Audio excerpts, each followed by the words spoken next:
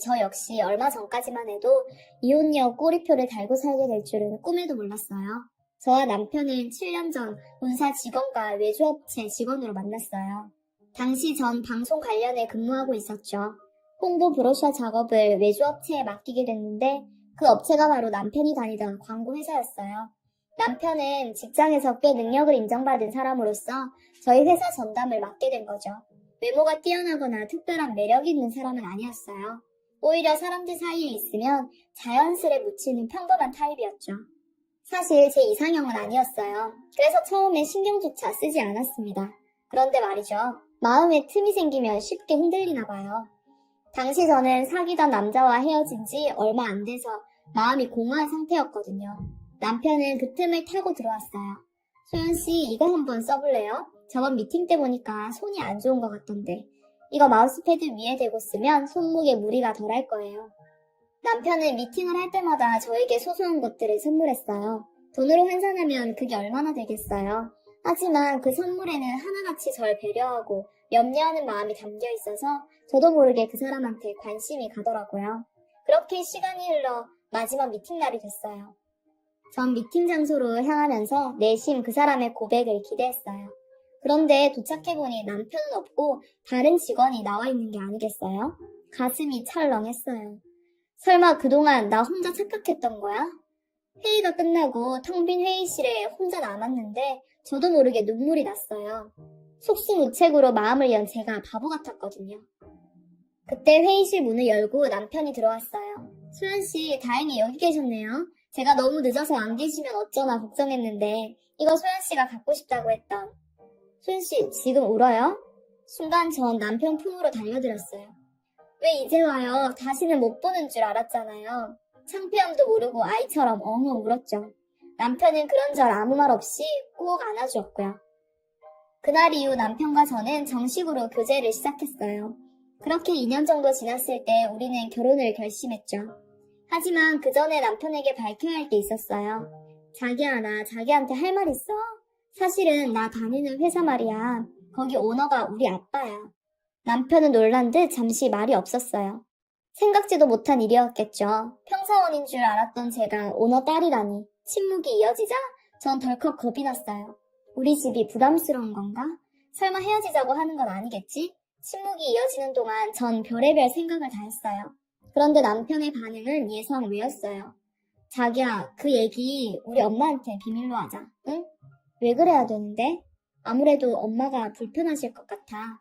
그치만 어차피 알게 되실 거잖아. 알게 되더라도 우선 비밀로 해줘. 부탁이야.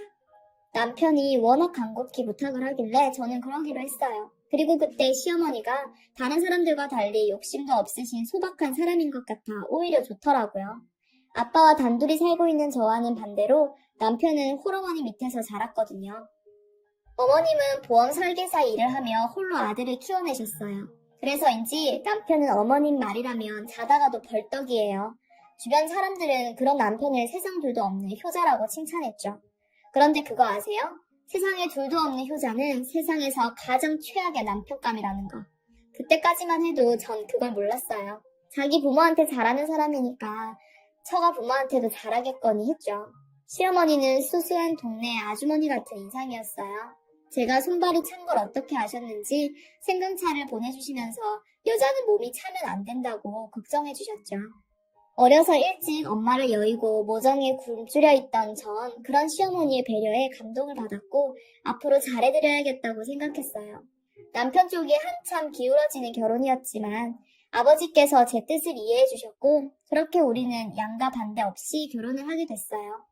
그런데 신혼여행에서 돌아오는 날 사건이 터졌어요. 저희 친정아버지가 중소기업 오너인 걸 예식장에서 친척들을 통해 알게 된 시어머니는 자신을 속였다며 방금 신혼여행에서 돌아온 아들의 뺨을 현관에 들어서자마자 때리셨어요. 그것도 며느리 앞에서 말이에요. 그날 저와 남편은 시어머니 마음을 풀어드리려고 여독이 쌓인 몸으로 쫄쫄 굶은 채 밤새 안방 문 앞에서 빌었어요. 그리고 그 일이 있은 지 얼마 뒤 시어머니는 여러 개의 보험 계약서를 제게 내미시고는 친정에 가서 사인을 받아오라고 했어요. 크게 사업을 하시는 분이니 이 정도의 계약은 해줄 수 있는 거 아니냐면서요. 이게 다 저희 친정아버지를 위한 거라나요? 하루라도 빨리 계약을 해야지 더 나이 들면 보험가입도 안 된다고 어찌나 닥달하시던지 전 하던 설거지도 놓고 친정으로 가야 했어요. 하지만 결혼 후 처음 친정을 찾은 딸을 보며 반가워하시는 아버지 앞에 선뜻 계약서를 내밀 수는 없었죠. 그대로 계약서를 가지고 돌아왔어요. 그리고 시어머니께 사실대로 말씀드리고 죄송하다고 했죠. 그렇게 일이 잘 끝난 줄 알았는데 그날 밤 남편과 막 잠자리에 들렸는데 시어머니가 벌컥 방문을 열고 들어오셨어요. 그러고는 다짜고짜 남편의 뺨을 또 때리셨어요. 남편은 영문도 모르고 맞으면서도 연신 죄송하다고 손이 발이 되도록 빌었고요. 전 시어머니의 살기 어린 모습에 겁이 나서 아무 말도 못하고 서 있었죠. 네가 이 어미를 얼마나 업신여겼으면 이제 갓 시집온 며느리가 나를 지 부모한테 보험이나 팔아먹는 파렴치한 사람으로 보냐? 딸 자식 떠나보내고 큰 집에 덩그러니 남은 사돈 양반이 걱정돼서 그런 건데 이 마음을 장사치 속셈으로 알아? 아이고 내 팔자야. 이런 걸 모르고 내가 자식을 키웠나? 당신 엄마 말이 사실이야? 이리 와서 빌어. 당장 무릎 꿇고 엄마한테 빌란 말이야. 남편은 강제로 절 꿇어앉히고는 시어머니께 빌라고 강요했어요.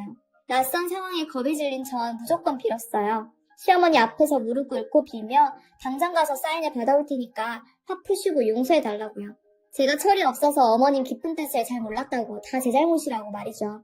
그랬더니 시어머니의 표정이 확 달라지며 얘 아가 네가 그러면 내 체면이 뭐가 되니? 이 늦은 시간에 네가 계약서를 들고 친정에 가봐라. 사돈어른께서 어떻게 생각하시겠냔 말이다. 꼭 내가 널 들들 볶아서 등 떠밀려온 것처럼 보일 것 아니냐.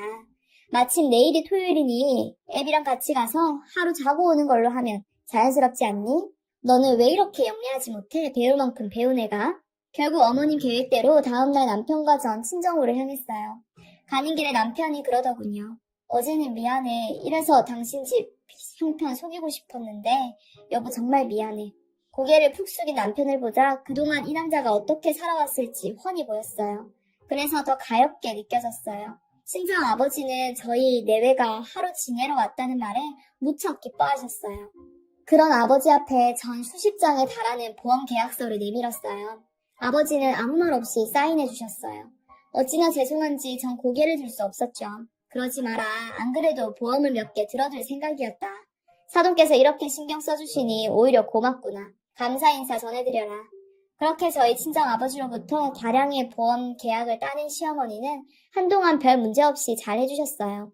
하지만 그 후로도 크고 작은 일들이 있을 때마다 시어머니는 제가 보는 앞에서 남편에게 폭언과 폭력을 행사하셨고 그 상황을 차마 지켜볼 수 없었던 전 친정으로 달려가 돈이며 시어머니가 원하는 모든 것들을 시댁에 퍼나르기 시작했죠. 그런 악순환은 얼마 전까지도 이어졌어요. 그런데 세계 경제 불황으로 환율이 요동치면서 주로 수입 자재를 사용하는 저희 아버지 회사가 휘청거리기 시작했어요. 아버지께선 자신 소유의 부동산과 증권을 정리해 하청업체에 대금을 지불하고 직원들 월급부터 챙겨주셨죠. 하지만 이미 기울어진 회사는 회생 기회가 보이지 않았어요. 그래도 끝까지 회사를 살려보려 사방팔방으로 뛰어다니시던 아버지는 음주운전 차량에 치여 교통사고를 당하셨습니다. 아버지의 의식이 돌아오기도 전에 회사는 결국 다른 업체에 넘어가 버렸어요. 회사를 살려보려 수십억 자산도 쏟아부었던 아버지는 결국 깨어나지 못한 채 세상을 떠나셨고요. 그렇게 전 한순간에 고아가 되었어요. 경찰서에서 조사하는 과정에서 아빠 이야기를 들었어요. 회사가 어려워진 후 아빠의 수고는 제가 상상하던 이상이었습니다. 아빠는 그런 상황을 저한테까지 상세히 알리지 않으셨죠. 저 사느라 바빠서 그런 아빠 상황도 잘 몰라 돌봐드리지도 못했는데 제 탓인 것만 같아 살고 싶지 않았고 그렇게 먼저 가신 아빠가 보고 싶기만 했어요. 장례는 다행히 회사분들이 도와주셔서 큰 문제 없이 치를 수 있었어요. 그런데 저와 슬픔을 나누고 함께 상주 노릇을 해야 할 남편이 콧배기도 보이지 않는 거예요. 전화도 꺼진 채 말이죠. 저와도 연락이 되지 않는 남편 소식을 시어머님이 알고 있더라고요. 남편이 급하게 회사 일 때문에 출장을 갔다며 곧 올 거라고 하셨죠. 저녁이 되어서야 뒤늦게 나타난 남편은 검정이 아닌 흰색 계열의 정장 차림이었어요. 화려한 색의 타이까지 메고요. 제가 선물한 정장이었고 디자인도 자기 스타일이고 옷감이 부드럽고 좋다며 평소 남편이 좋아하는 옷이긴 했습니다. 그래서 장례업체 측에서 검은 양복을 빌려 입긴 했지만 내심 섭섭했죠. 하지만 신경을 오래 쓸 겨를이 없었어요. 무사히 아버지 장례를 마치고 집으로 돌아온 전 식음을 전폐하고 누워있었어요. 너무 울어서 그런지 정말 온몸이 두드려 맞은 것처럼 아팠어요. 그런 상황에서 제가 살림을 돌보지 못하니 어머님이 집에 같이 계셨어요. 평소 같으면 제가 아픈 걸 못 보시는 시어머니지만 상황이 상황인지라 별 말씀 안 하시더라고요. 정신없이 누워있다 목이 말라 물을 마시러 주방으로 나왔어요. 그런데 방에서 통화하는 소리가 들리는 거예요. 며느리 내쫓아야지. 없어 개털이야. 부자가 망해도 3년 간다는데 이건 뭐. 그건 그렇고 저번에 우리 아들 선본 거 말이야. 그쪽에서는 말이 없어? 마음에 드는데 애들은 이번 주말에 만나기로 했다더라고. 아유, 걱정 마. 곧 이혼 서류에 도장 찍어. 지가 부모가 있어, 돈이 있어. 그쪽 집 신경 안 쓰게 내가 싹 정리해둘게. 이번 혼사만 잘 되면 옷이 문제야? 명품백도 하나 사준다 내가. 그러니까 제가 친정아버지 장례 지내는 동안 남편이랑 작자는 시어머니랑 짜고 선을 보러 나갔던 거예요. 그날 장례식장에 입고 왔던 제가 사준 그 양복을 입고 말이죠. 사람의 탈을 쓰고 어떻게 이럴 수가. 시어머니는 원래 그런 사람이라고 쳐도 어떻게 5년을 살았었고 살아온 남편이 저한테 이럴 수 있죠? 생각 같아서 당장 안방에 뛰어들어가 시어머니랑 단판을 짓고 싶었지만 그래봤자 저한테 좋을 건 없겠더라고요. 어차피 이렇게 된 거 제대로 준비해서 못돼 처먹은 모자한테 한 방 먹여야겠다는 생각뿐이었어요. 주말이 되자 남편은 거래처와 약속이 있다며 외출 준비를 했어요. 정말 신경 써서 옷을 입고 평소 잘 쓰지도 않던 향수까지 뿌리고 말이죠. 한편으론 남편이 가엾다는 생각도 들었어요. 저런 어머니를 만나지 않았다면 이 남자도 행복한 가정을 꾸리고 살 수 있었을 테니까요. 그리고 얼마 뒤 제가 뒷조사를 의뢰한 심부름 업체에서 연락이 왔어요.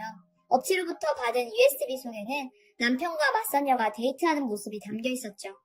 사진 속 남편은 저와 연애할 때처럼 배려심 넘치고 자상한 모습 그대로였어요. 이상했어요. 너무 자연스러웠거든요. 강요에 못 이겨나간 사람이라고 느껴지지 않을 만큼 아니나 다를까 남편을 미행했던 업체 직원도 남편의 행동이 시어머니의 강요로 보이지는 않는다고 하더라고요. 현재 남편과 맞선녀는 진작에 혼담이 오고 가는 사이로 이미 상견례 날짜까지 잡혔다고 했어요.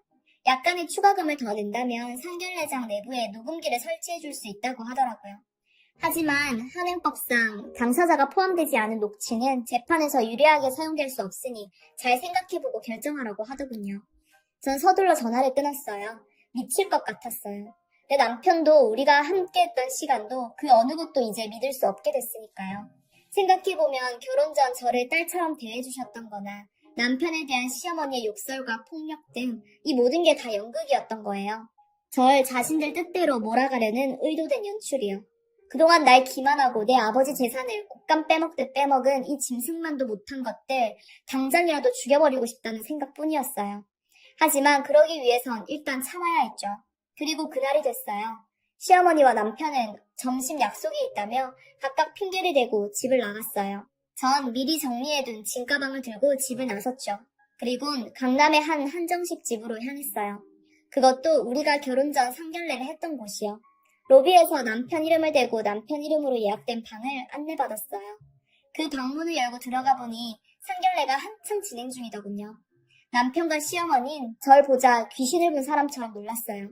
어머, 어머니 여기서 뭐 하세요? 여보, 당신은 또 왜 여기 있어? 거래처 약속 있다더니 이분들이 거래처 분들이야? 근데 분위기만 봐서는 꼭 상견례라도 하는 것처럼 보이네. 안 그래요, 어머님? 제 등장에 상견례장 분위기가 엉망이 됐죠. 남편의 얼굴은 터질 것처럼 빨갛게 달아올랐고 시어머니는 이런 상황에서도 잔머리를 굴리기라도 하는지 눈알을 굴려댔죠. 저 맞선녀 부모 앞에 남편과 제 결혼사진을 내어놨어요. 이 사람들이 어떤 사람들인지 아세요? 중소기업 사장 딸인 저랑 결혼해서 우리 집 돈 다 빼먹고 제 아버지 돌아가시자마자 며느리 내쫓고 새 장가 들려는 인간 말종들이에요. 그러니 따님 신세 망치기 싫으시면 지금 돌아가시는 게 좋을 거예요. 맞선녀 측 부모는 모자를 향해 쌍욕을 퍼붓고는 딸을 데리고 방을 나갔어요. 그러자 남편이 본색을 드러냈어요. 미련한 곰인 줄 알았는데 백년 묵은 여우였네요. 그래, 이왕 이렇게 된 거 다 얘기하지 뭐. 난 이 아버지가 뭐 하는 사람인지 알고 일부러 너한테 접근했어. 그래서 뭐 알고 보면 나도 피해자야. 니네 집 재력 누리며 평생 떨떡거리고 살려고 했는데 망해버렸네? 아니 장인어른도 그래. 회사가 휘청하면 내 돈부터 챙겨야지. 그걸 회사에 꼬라박아? 제정신이냐고. 그러니 바닥에서 죽지. 뭐? 말 다 했어? 거지 근성 못 버리고 처가에 빌부터 살려는 주제에 그 더러운 입으로 감히 우리 아빠를 들먹여? 돈 앞에서 천박하게, 참, 지 엄마랑 똑같네. 누가 모자지간 아니랄까봐 재활용도 안 되는 이 쓰레기 같은 인간아. 얘, 너 미쳤니? 머리가 어떻게 된 거야? 끈떨어진 연주제에 어디서 까불어? 불쌍해서 봐주려고 했더니 아주 눈에 뵈는 게 없지? 글쎄요, 누가 불쌍해요? 모르시나 본데 당신 우리 아빠한테 강매한 보험 그거 수령액이 얼만지 아세요? 주말 사망 특약이니 뭐니 옵션을 얼마나 걸어놨던지 보험료 많이 나간 만큼 지급액도 상당하더라고요. 그렇게 돈 좋아하시는 분이 어떻게 보험금을 놓치셨대요? 눈앞에 돈 쫓느라 정작 큰 거 못 보셨나 봐요. 어머니 암튼 어머님이 크게 설계해주신 덕분에 20억 받았어요 저. 뭐? 20억? 너 설마 그 돈 혼자 쓰려는 건 아니지? 나 아니었으면 그런 큰 돈 어림도 없다. 너 애, 아가. 세상에 너한테 가족이라고 우리밖에 더 있니? 지난 일 있고 우리 앞으로 일만 생각하자. 서운한 게 있었다면 마음에 담지 말고 풀어. 내가 다 받아주마. 정말요? 안 그래도 제가 너무한 거 아닌가 생각했는데 어머님께서 그렇게 말씀해 주시니 마음 놓고 풀게요. 저 이제 어머니 며느리 그만할래요. 저희 사람이랑 이혼할 거고요. 위자료 소송도 할 거예요. 그래서 당신들이 나한테 한 짓 하나도 빼놓지 않고 돈으로 쳐서 받을 거예요. 증거도 있고 기발본 사진 몇 장으로 위자료 청구가 가능해요. 그래서 준비했어요. 여기 오늘 이 자리에서 있었던 모든 내용들이 담긴 녹음기예요. 제 목소리까지 생생하게 담겼으니 증거 채택에도 문제 없겠네요. 그리고 저 이미 소송도 걸었어요. 아빠 회사 고문이셨던 변호사님이 그러시는데 이런 상황이면 이혼 위자료는 물론 저희가 아빠한테 회사 차린다고 빌려간 돈이랑 시어머님이 시시때때로 빌려갔던 급전까지 다 받아낼 수 있다고요. 저희 아빠가 사업가는 사업가셨더라고요. 그동안 당신한테 빌려준 사업 자금, 어머니께서 빌려가신 급전까지 하나도 빠짐없이 장부에 기록해 놓으셨더라고요. 빼도 박도 못하게 말이에요, 어머니. 결국 시어머니는 뒷목 잡고 쓰러졌고 그 와중에도 남편은 혼자 살겠다며 제 앞에서 무릎을 꿇고 살살 기더라고요. 이게 다 엄마가 꾸민 짓이라고 자긴 정말 날 사랑한다고 눈물 콧물까지 짜면서 거짓말하는데 정말 끝까지 최악이었어요. 전 요즘 이혼 소송부터 위자료 청구 소송, 사업자금 반환 소송까지 법원 문턱이 닳도록 뛰어다니고 있어요. 하지만 5년간의 결혼 생활에 돌이켜보면 적어도 지금이 그때보다는 수백 수천 배 더 행복하다고 자신해요. 며칠 후면 위자료 소송 결과가 나올 거예요. 변호사님 말씀이 액수가 문제지 승소는 걱정 말라고 하더군요. 뭐 많이 받으면 좋긴 하겠죠. 하지만 그보다는 사람의 마음을 가지고 장난치는 인간들은 결코 해피엔딩을 맞을 수 없다는 걸 법원 판결을 통해 똑똑히 보여줬으면 하는 마음이 더 커요. 이렇게 사연을 적다 보니 속이 시원하면서도 한편으론 허망하기도 하네요. 부디 여러분께서는 사랑에 속는 일 없이 행복하시길 바랍니다. 지금까지 긴 글 읽어주셔서 감사합니다.